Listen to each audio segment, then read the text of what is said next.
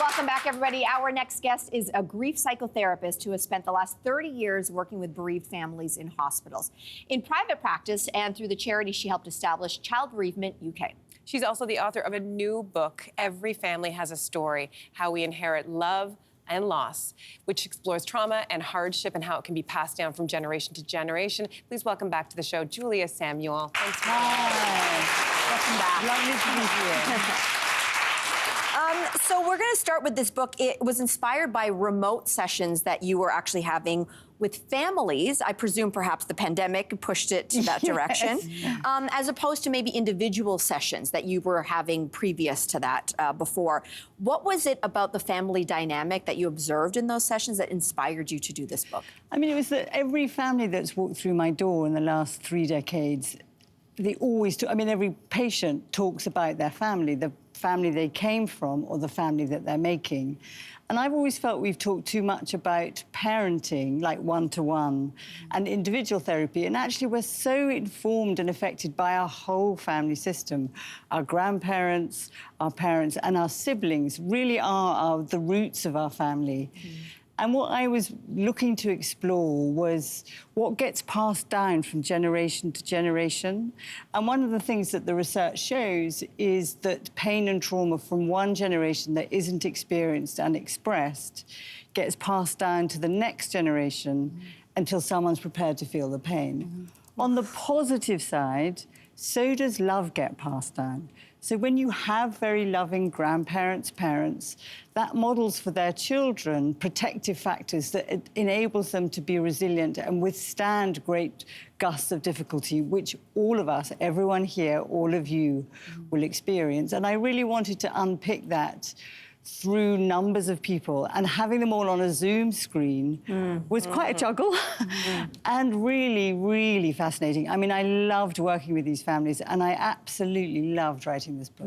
Interesting. So, Julie, you just mentioned that trauma can get passed down to the generations, and I've heard that before, but can you explain that further? What kind of trauma gets passed down? And you have examples of it in your book as well. Can you explain? So it gets passed down, like in the Francis Smith family. They were a black family that had come from Antigua and were living here. And so I worked with the grandmother patients who'd come in the late 50s and her son, and they had a child that died.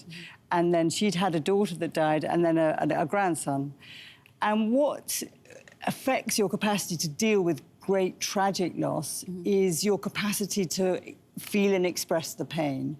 And that is diminished if you have had already pre-existing trauma, because the trauma is in your body. So what we talk about is the body remembers, the body holds the score. And patients had a lot of trauma working as a nurse in the NHS in the 60s. But she was also that generation that you may know who was very kind of... Oh, I know it. Strong. Yeah, very much our Caribbean culture. Very Caribbean. Well, keep your head down, don't cause trouble, and keep going. Don't complain. And that did work for her.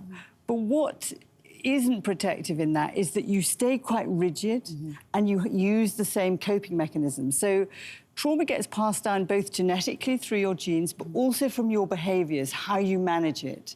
So she, within the family system, would like, these are my rules, this is how I do it.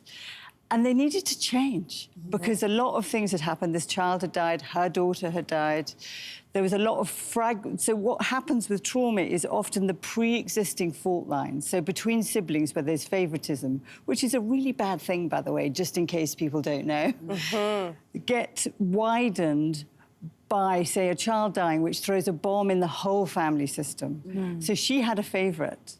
And so it made her other kids angry with the favourite, who was the one who was looking after her. So, I mean, I hope I've explained it clearly. It's quite... Families are complicated, right? Absolutely. Well, you actually, you know, you refer to the touchstones that families can use to improve their relationships. So talk a little bit about that. So, I mean, what I think is that there is no perfect family, and we all move between function and dysfunction depending on what's going on in our life, internally and externally. So what I do with the touchstones is, if something is, you keep having fights with your husband or you keep shouting at your kids, maybe you could look at these 12 touchstones and say, is there something about my behaviour that is making it worse? Am I having 5 positive interactions, more positive than negative? Or am I actually nagging all of the time because I'm quite stressed about money? Or, you know, through the pandemic, a lot of people were very worried about a lot of things very legitimately. But also, am I being self-compassionate? Am I being kind to myself? Or am I being very critical of myself, which would narrow my capacity to be loving and connect?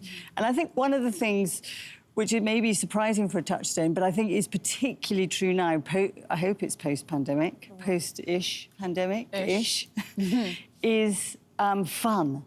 Fun as a family, doing things that you can just be, you're not your kind of organised self, but your silly self, playing silly games, going to the beach, having a picnic, you know, taking the, I was going to swear, teasing each other, Yeah.